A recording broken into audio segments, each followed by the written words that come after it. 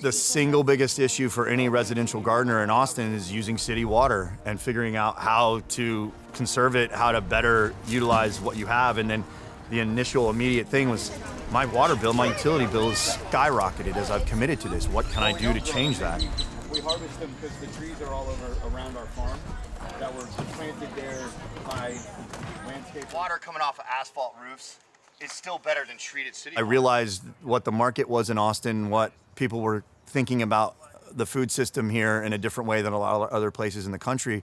And I just said, what can I do? How can I utilize, almost 3/4 acre lot?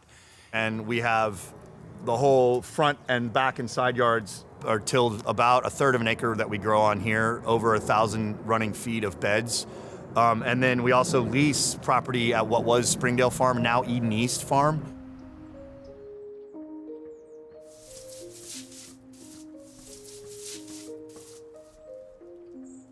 With food production, we're thousands of gallons of water a week going through the system, but even in the hottest part of the season, you can store the water, and it's just about usage. If you look at the rest of our property where we're not growing food, we're not irrigating any grass, we're not irrigating any decorative stuff. And I'm cognizant of how I use my resources, not just running irrigation to water St. Augustine, but thinking about, what can I do with what I have?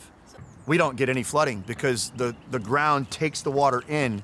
The root systems of deep-rooted veg and leguminous plants, nightshades, absorb all of it.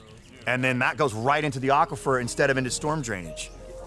We just got free IBC totes. There's tons of landscaping companies. If you reach out, you can find these 300, 400 gallon totes, have them, wash them out, clean them, and then we're gonna daisy chain all this together. So right now we have almost 3,000 gallons of rain catchment. An inch of rain off of a rancher this size is, over 1,000 gallons. The problem is, do we get the rain events? And then how much storage do you have to carry you through those rain events? And that's, for agricultural production, we need a much bigger catchment system. Humans are affecting the climate on this planet. That is absolutely true.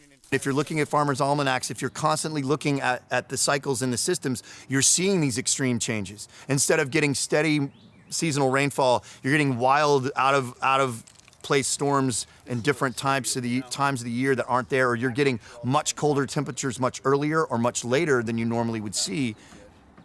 Just talking about rain catchment in residential areas and talking about how we can help fight drought issues in the high summer when it's hot. And, if we build those opportunities in, and I know Austin already offers a rebate for rain catchment, so there's a lot of positive motion in that direction. It's just, if it doesn't affect people directly, they're much less likely to be concerned about it.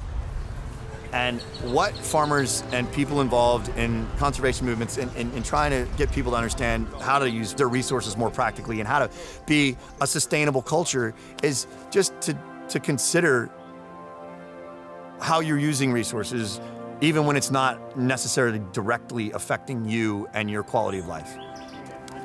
When you see what comes out of the joy that you bring to people and the engagement you have when you're sharing your food with all your neighbors, you're making the world a better place. What are you doing, Dad? What's going on over there?